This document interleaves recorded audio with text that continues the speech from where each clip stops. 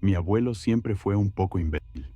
Sé que probablemente no sea lo más correcto para decir sobre un familiar cercano, pero creo que la mayoría de las personas que lo conocieron, incluso él, estarían de acuerdo.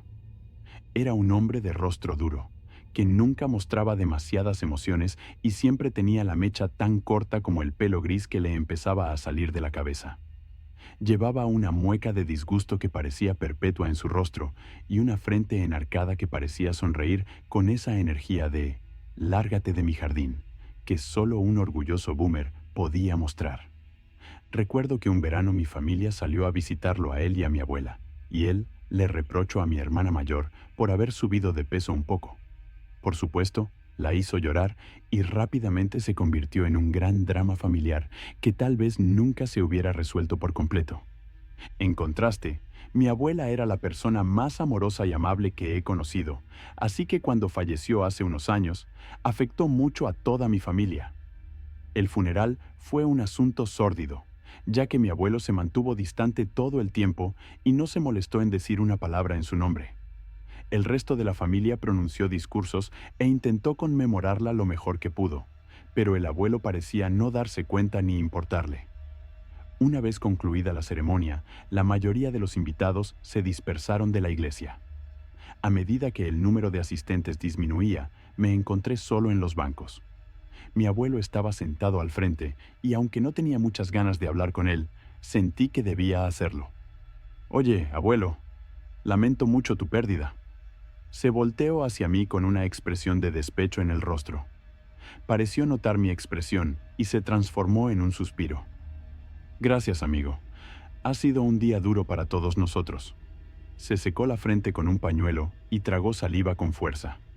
En ese momento, vi a mi abuelo de una forma en la que nunca lo había visto antes. Estaba destrozado y vulnerable. Recién se había quedado solo en el mundo y era evidente que luchaba por aceptarlo. Sentí pena por él, y aunque nunca hemos tenido la mejor relación, tenía muchas ganas de intentar estar a su lado. El abuelo se levantó de su asiento y se acercó al ataúd.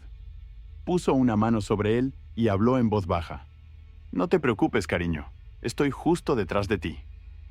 Mi abuelo y yo hablamos un poco más y finalmente decidí que le vendría bien un poco de compañía esa noche. Aunque era una persona desagradable, era parte de la familia. También había algo que siempre me pareció interesante en él. Había algo en él que siempre me cautivó. A pesar de su exterior frío, sabía que había algo más en él que simplemente mal por mal por mal. De cualquier manera, nadie debería tener que llorar solo, así que decidí acompañarlo a cenar. Después de que terminó la ceremonia, salí de la iglesia y fui a la tienda a comprar unos filetes frescos, papas doradas y espárragos.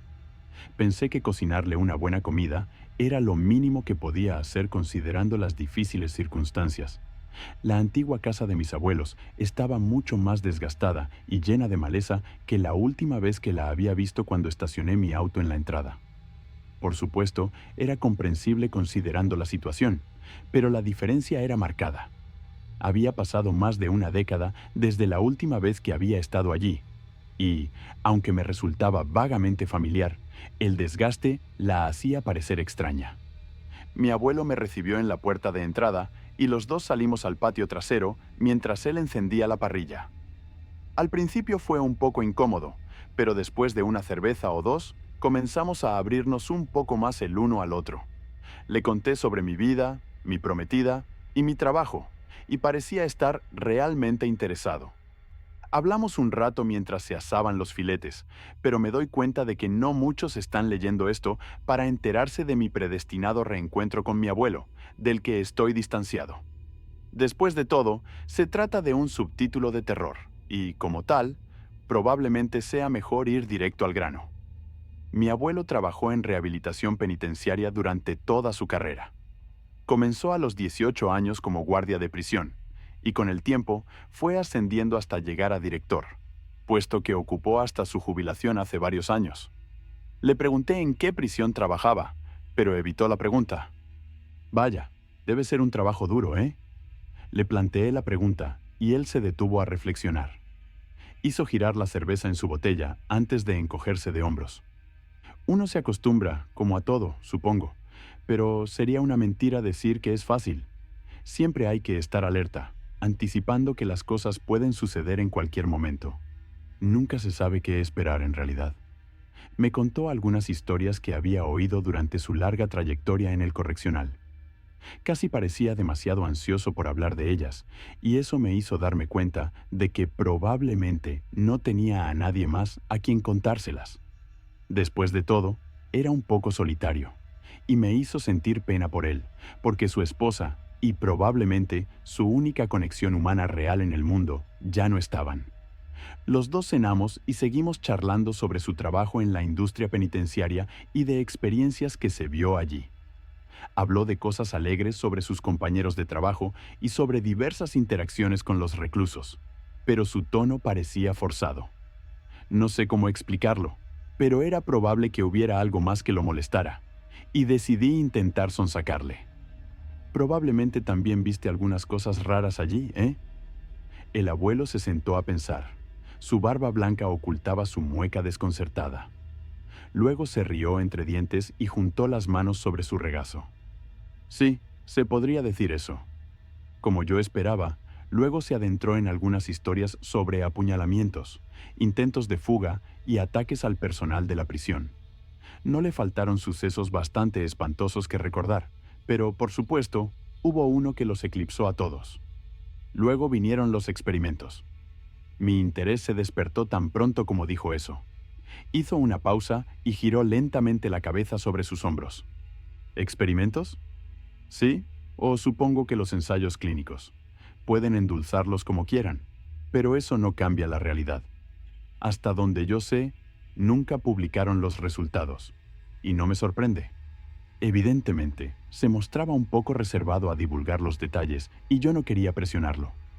La sola confesión parecía pesarle como un peso en el cuello, haciendo que su postura se volviera más áspera y que sus ojos se nublaran.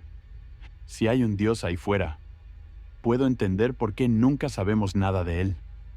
El abuelo dijo que llevaba trabajando en la prisión unas 2 décadas cuando comenzaron estos experimentos. Para entonces era el guardia principal del turno y, en esencia, el segundo al mando del director que presidía la prisión en ese momento.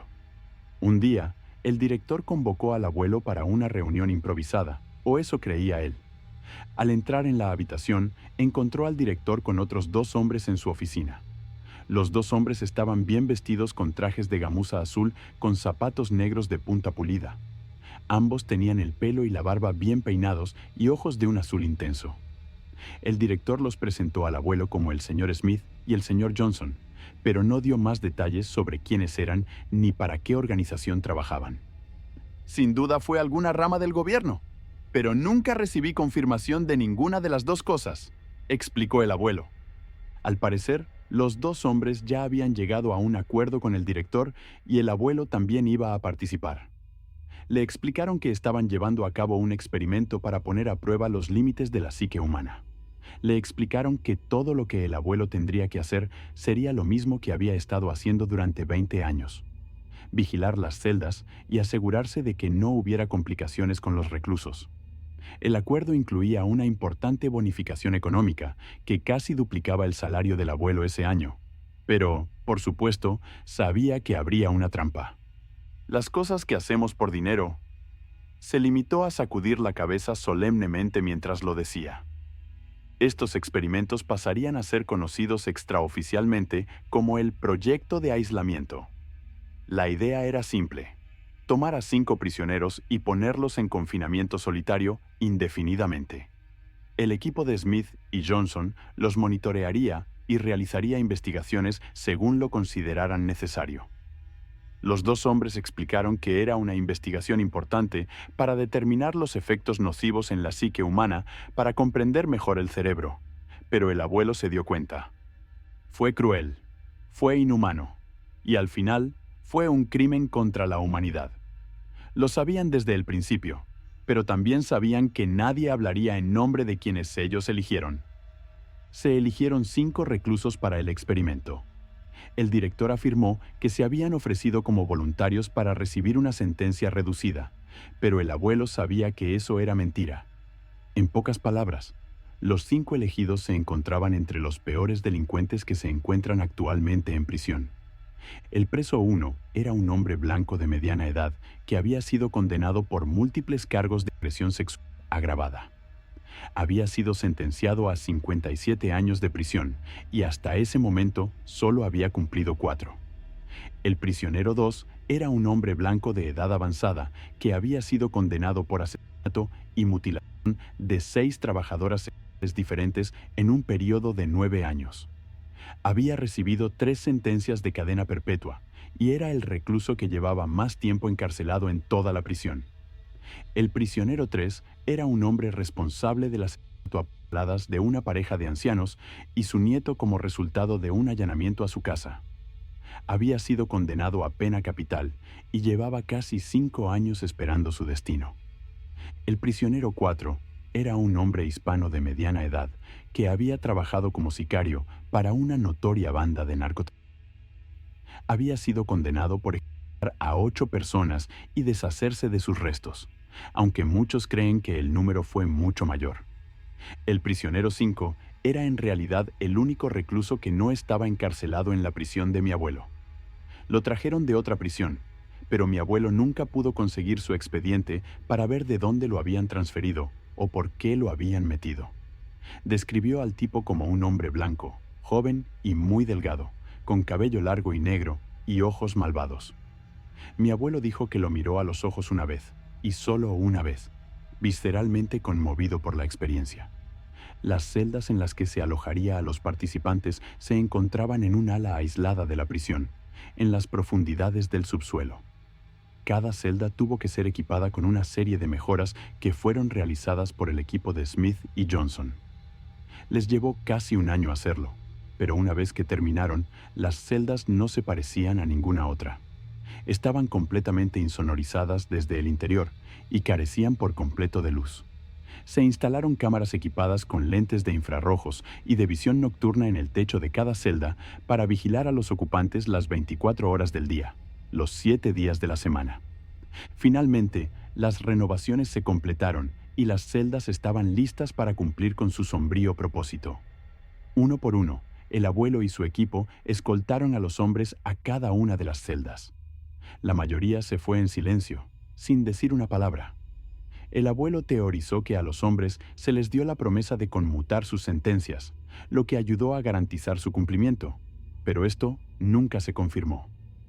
El recluso 3 habló sin parar durante todo el trayecto hasta la celda, haciendo todo tipo de preguntas sobre una variedad de cosas.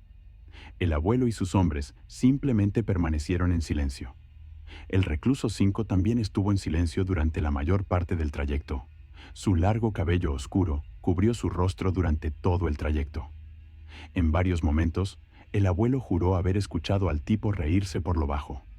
Dijo que sonaba como la risa de un niño, y eso, obviamente, no lo hizo sentir mejor. El tipo entró en su celda sin protestar, y cuando su puerta se cerró, los juicios habían comenzado oficialmente.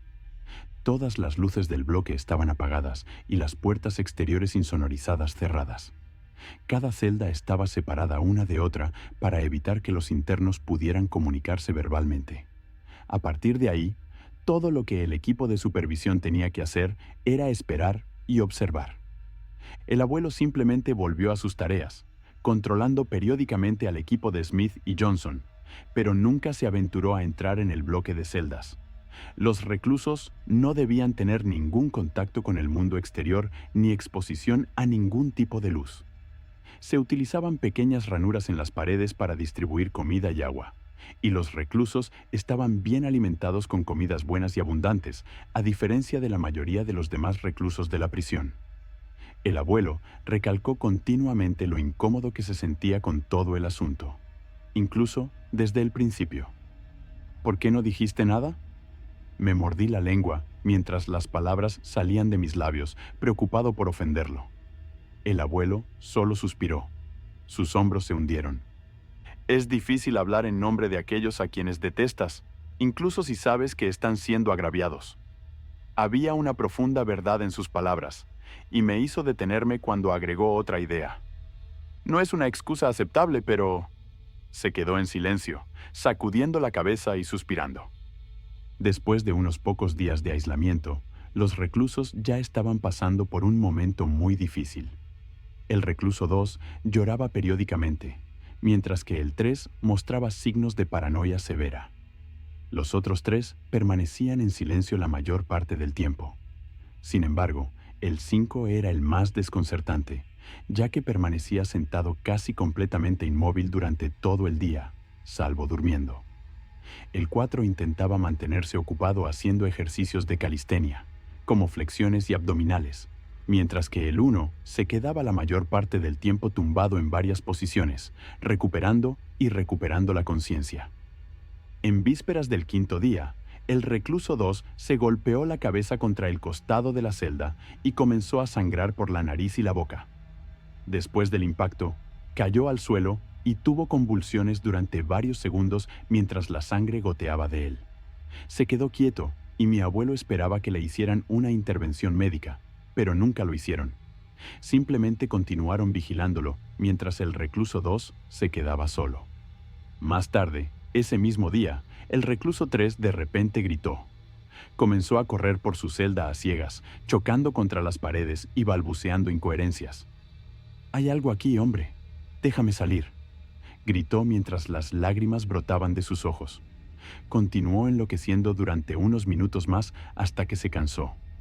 Luego se desplomó en el suelo jadeando pesadamente y mirando hacia la parte superior de la celda. No pudo haberlo visto, pero mi abuelo jura que estaba mirando directamente a la cámara. El recluso 1 empezó a tener conversaciones consigo mismo, aparentemente actuando como ambas partes de la conversación. Las cosas que discutía consigo mismo comenzaban siendo estúpidas e incluso cómicas a veces, pero rápidamente tomaron un giro inquietante. Parecía representar conversaciones entre un niño pequeño y su padre, y las cosas que discutían le revolvían el estómago al abuelo. No las repetía ni las insinuaba, pero considerando por qué el recluso 1 fue encarcelado en primer lugar, probablemente pueda llenar los espacios en blanco. El recluso número 1 se echó a llorar en silencio mientras se mantenía en posición fetal. Mi abuelo dice que ese fue el momento que realmente lo hizo sentir algo por los reclusos y cuestionarse qué demonios había hecho. Esos hombres hicieron cosas horribles. Eso no se puede cambiar. Pero aún así, te das cuenta de que todos tenemos una historia. ¿Nacieron monstruos o se hicieron monstruos? No pretendo entender cómo funcionan estas cosas, pero lo que sí entiendo, de un ser humano a otro, es el sufrimiento de la vida. A partir de ahí, las cosas solo empeoraron, y los estallidos de gritos y sollozos se volvieron algo común entre todos los participantes, excepto el recluso 5. Solos en la oscuridad silenciosa, no tenían nada más que sus propias mentes para hacerles compañía, y esa compañía claramente no les brindaba mucho consuelo. El recluso 4 solía hacer como si sostuviera un arma y simulara tiroteos y conflictos en su celda. Su respiración se aceleraba y se movía y se agachaba por la celda como si estuviera tratando de evitar que le dispararan. El recluso 3 se arrastraba por su celda, se estremecía al azar y a veces se desplomaba en el suelo como si alguien lo hubiera golpeado. El estado del recluso 2 había seguido deteriorándose. Era evidente que el traumatismo craneal que había sufrido había provocado un traumatismo cerebral y sufría con frecuencia convulsiones y ataques de gritos a todo pulmón. Se negaba a comer y la comida que le daban empezó a acumularse junto a la puerta de la celda. Algunos miembros del personal de la prisión querían sacarlo para que recibiera asistencia médica, pero Smith y Johnson no lo permitieron. Se les dijo una y otra vez que, pasara lo que pasara con los reclusos, no debían intervenir. El día 9, el recluso 2 estaba muerto. Había permanecido inmóvil boca abajo durante casi un día completo cuando finalmente se confirmó su fallecimiento. Mientras rebobinaban la filmación para intentar determinar la hora de la muerte, notaron algo extraño. Tan pronto como el pecho del recluso 2 dejó de moverse, el recluso 1 se animó de repente. Luego levantó la cabeza y sonrió, extendiendo la mano para saludar algo como si se estuviera despidiendo de un viejo amigo. Por supuesto, no tenía forma de comunicarse con el recluso 2 ni de saber que había fallecido. Fue un evento extraño, pero se consideró una simple coincidencia. El recluso 1 siguió deteriorándose después de eso, pasando la mayor parte del tiempo sentado en estado catatónico en su celda. Los reclusos 3 y 4 también siguieron mostrando signos de delirios graves y paranoia. El recluso 4 estallaba en ataques de gritos al azar como si estuviera amenazando a un rival antes de volver a sollozar histéricamente mientras rogaba que lo dejaran salir de la celda. En un momento dado, golpeó la pared con toda su fuerza, destrozando su puño. A diferencia del resto, el recluso 5 casi nunca decía ni pío. Se quedaba sentado inmóvil en su celda durante horas, escondiendo su rostro mientras parecía meditar. De vez en cuando miraba directamente a la lente de la cámara, aunque no podía verla. Mi abuelo dijo que todavía le da escalofríos imaginarse la forma en que sonreía el tipo, y jura que había algo en él que era absolutamente malvado. «Déjame hacerte una pregunta», interrumpió de repente el abuelo. Detrás de la fogata ardiente, lo vi mirando fijamente sus botas, mientras hacía girar el whisky en su vaso. Luego sus ojos se posaron en mí, con un aura casi vacilante en sus ojos. ¿Es malo hacer cosas malas a gente mala? Lo pensé un momento. Un escalofrío me recorrió la espalda mientras anticipaba hacia dónde se dirigía este tema. Me gustaría poder decir que se me ocurrió una respuesta profunda, pero no la tuve y todavía no la tengo. Al final, me encogí de hombros y tomé un trago de mi cerveza. La expresión del abuelo cambió, como si él mismo estuviera en un punto similar. Temo el día en que el mundo encuentre una respuesta a esa pregunta. Finalmente, el equipo que llevaba a cabo el juicio trajo suministros médicos al recluso 4. Tan pronto como el guardia abrió el puerto de acceso en la parte inferior de la puerta, el recluso 4 se abalanzó sobre él. «Déjame salir, hombre, por favor. Tienes que dejarme salir. Haré lo que sea». Intentó agarrar al guardia a través del puerto, pero el guardia logró retirarse.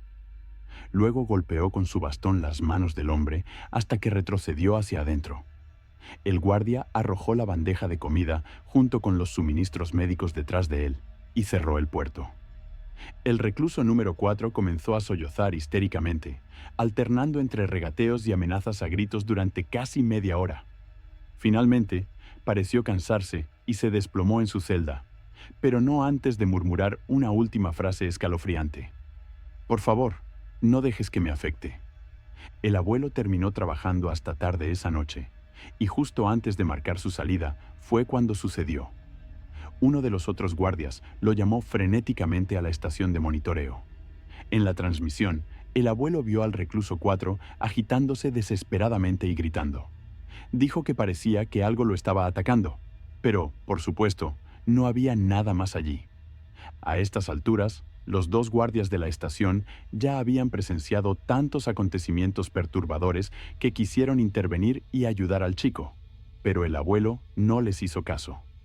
Su pecho pareció desinflarse al admitirlo, pero al final, lo único que hicieron los tres fue mirar. El recluso 4 siguió forcejeando durante varios minutos hasta que finalmente cayó de espaldas. Entonces comenzó a agarrarse el cuello y parecía como si creyera que alguien estuviera sobre su pecho y lo estaba estrangulando. Comenzó a gorgotear y toser, agitándose desesperadamente mientras sus ojos se salían de sus órbitas. En menos de un minuto dejó escapar un suave jadeo cuando la fuerza abandonó su cuerpo y se quedó inmóvil, para nunca más moverse. Una vez más, en el momento en que el recluso 4 se quedó quieto, el recluso 1 se animó. Al igual que antes, sonrió y saludó mientras miraba en dirección a la celda del recluso 4, a pesar de que no sabía dónde estaba alojado o incluso que estaba allí para empezar. De repente, el recluso 5 se levantó de su posición. Su cuello se inclinó hacia atrás y su cabeza se inclinó hacia arriba, pero su rostro parecía completamente desprovisto de emoción. «Por favor, que no me afecte», repitió las últimas palabras del recluso 4 en un susurro. Al igual que el recluso 1, no tenía forma de saber ni de escuchar al recluso 4, y aún así, de alguna manera, repitió exactamente la misma frase. Cuando las palabras salieron de su boca, sus labios se curvaron en una amplia sonrisa, casi inhumana.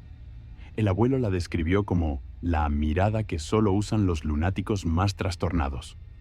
El recluso 5 estalló en una carcajada estruendosa que hizo que todos los que estaban en la sala de observación se estremecieran. El abuelo dijo que estuvo a punto de reírse a carcajadas a todo pulmón, mientras sus ojos parecían salirse de sus órbitas. Después de un buen minuto, finalmente pareció calmarse cuando su risa calamitosa se convirtió en una risita silenciosa. «Por favor, que no me afecte». Luego se dio la vuelta y volvió a mirar directamente a la lente de la cámara oculta en su celda. El abuelo describió ese momento como si se sintiera como si estuviera mirando a los ojos al mismísimo diablo. Había visto suficiente por esa noche, pero antes de irse, Smith alcanzó a su abuelo cuando estaba a punto de salir. Primero conversó con él de manera informal, antes de hacerle una serie de preguntas extrañas. «¿Alguna vez viste algo raro por aquí? ¿Cómo estás durmiendo últimamente?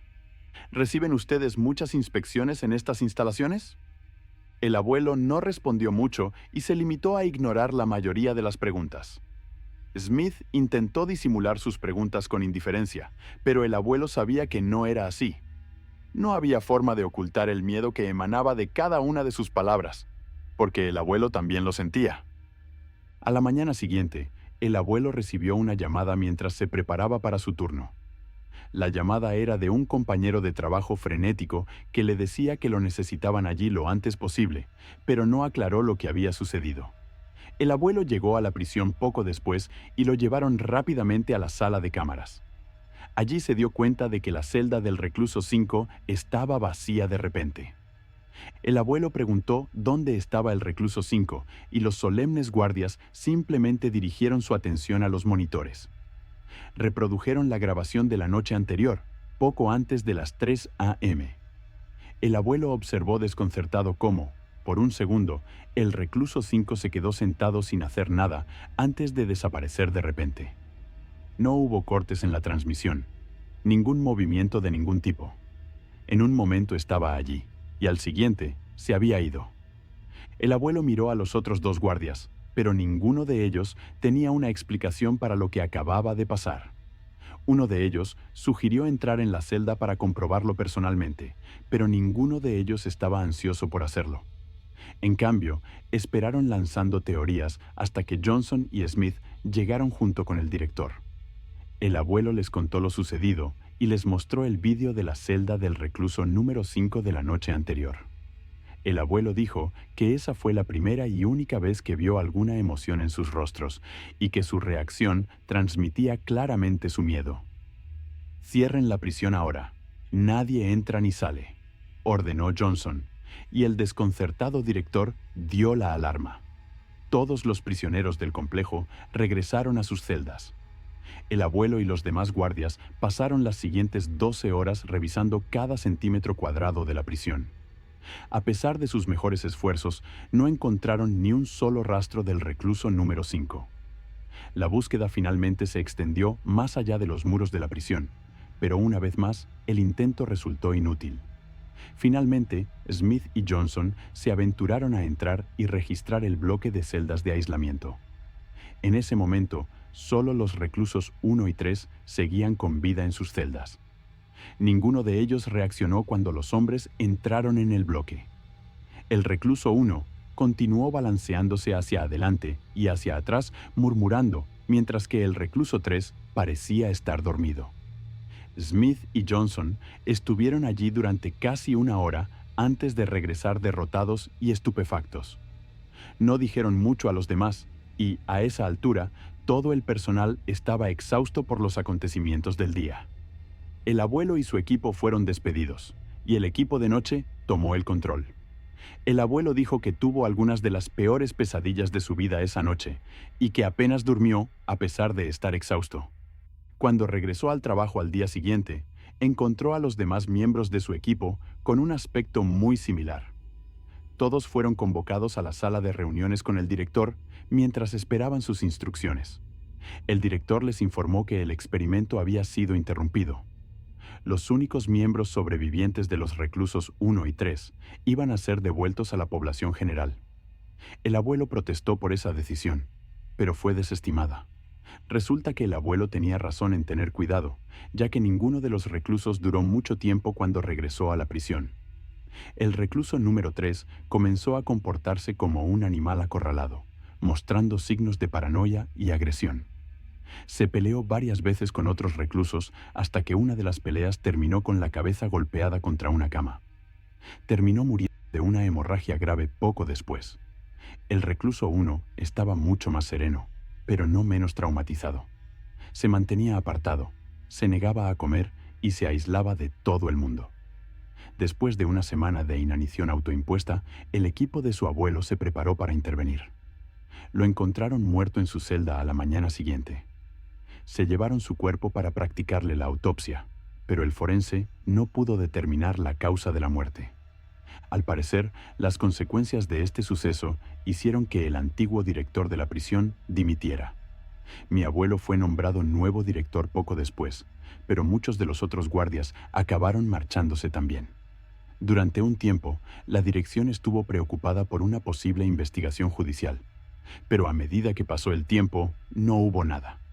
Nunca volvieron a saber nada de Smith ni de Johnson, y con el tiempo, la gente se olvidó, pero mi abuelo nunca lo hizo. Acabó con el resto de su cerveza y juntó las manos frente a él mientras concluía su relato. Para entonces, la fogata se había reducido a brasas, y el comportamiento serio del abuelo de repente se volvió mucho más abatido. Todos hacemos cosas de las que no estamos orgullosos, ¿sabes? Todos tomamos decisiones que creemos que son las mejores, pero a veces nos equivocamos. Yo lo hice por dinero, no lo niego, pero ¿por qué lo hicieron? Smith y Johnson, como se llamen realmente. ¿Por qué lo hicieron?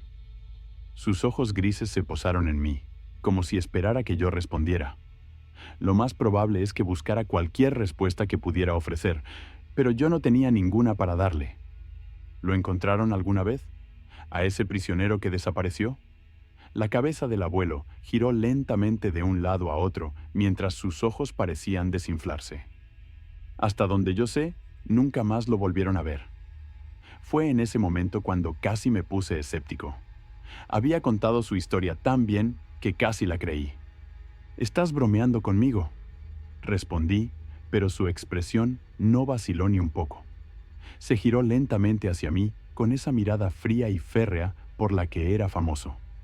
No necesitó decir nada en su defensa, porque su expresión me decía que sus palabras eran ciertas y que lo habían perseguido durante toda su vida. ¿Cómo es posible que alguien desaparezca en el aire? El abuelo se encogió de hombros ante la pregunta y se masajeó la nuca. Pensó un momento y luego sonrió, pero se negó a hacer contacto visual. «Si puedes resolverlo, házmelo saber». Se rió para sí mismo y luego se cruzó de brazos. «Hace años hubo un informe. Esta jovencita estaba sola en casa una noche cuando alguien intentó entrar a robar en su casa. La pobre estaba aterrorizada, y la descripción que dio del hombre que había visto parecía coincidir con la del recluso 5. Me miró desconcertado mientras yo escuchaba cada palabra. Entonces la policía buscó, pero no encontró nada. Las cosas se calmaron.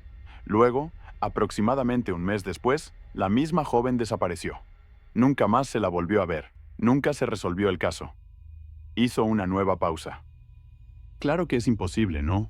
Todo lo es. Eso es lo que diría si alguien me lo dijera. Pero yo estaba allí, lo vi».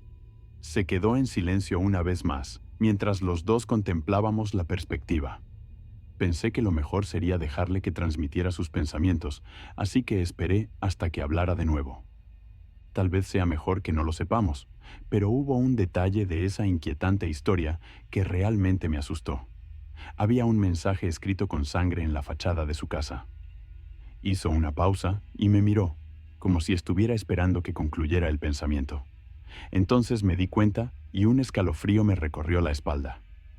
«Por favor, que no me afecte», respondí, y el abuelo asintió solemnemente. Los dos nos quedamos en silencio durante un rato, reflexionando sobre la inquietante historia antes de que él volviera a hablar. Hay una frase que he escuchado antes. Tal vez tú también la hayas escuchado. La gente herida hiere a la gente. La gente que ha sido traumatizada traumatiza a otros. Tal vez eso es lo que son estas cosas que llamamos demonios. Traumas que adquieren vida o existencia propia. Hizo una pausa y reflexioné sobre sus palabras una vez más. Era un pensamiento aterrador, pero no tengo la menor idea de cómo funcionan estas cosas, así que tal vez tenga razón. Es la mejor explicación que se me ocurre, pero qué sé yo. He arruinado mi propia vida lo suficiente como para que tal vez solo esté tratando de no odiarme a mí mismo. Sus ojos parecieron ponerse vidriosos y sus labios temblaron. Parecía que deseaba desesperadamente abrir su corazón y por una vez ser vulnerable. Pero, como siempre, no lo hizo. Buena charla, amigo. No te quedes despierto hasta muy tarde. Eso fue todo lo que escuché. Sus últimas palabras antes de marcharse. Fue la última conversación que tuvimos, pero sus palabras me han acompañado desde entonces. No sabía qué pensar de su historia, pero sin duda parecía darle mucha importancia. Me horrorizó saber de qué forma había participado, pero supongo que no debería sorprenderme tanto. Estoy seguro de que en el pasado hubo todo tipo de experimentos y ensayos nefastos, pero ese no era realmente el propósito de este relato. Mi abuelo era un hombre complicado que vivió una vida complicada. Nunca lo conocí bien, pero me alegro de haberlo conocido un poco. Eso hace que su comportamiento amargo a lo largo de los años sea un poco menos imponente y arroja una nueva luz sobre por qué era como era. Solo espero que haya encontrado algo de paz antes del final, pero después de lo que escuché, no estoy seguro de que haya resultado así. Mi abuelo falleció unas semanas después que mi abuela, así que supongo que tenía razón cuando compartió esas palabras con ella. Más tarde, mi tía me dijo que lo habían encontrado sentado en su sillón favorito, con una taza de café a su lado y un papel en el regazo con una frase escrita a mano que me conmovió profundamente. Por favor, no dejes que me afecte.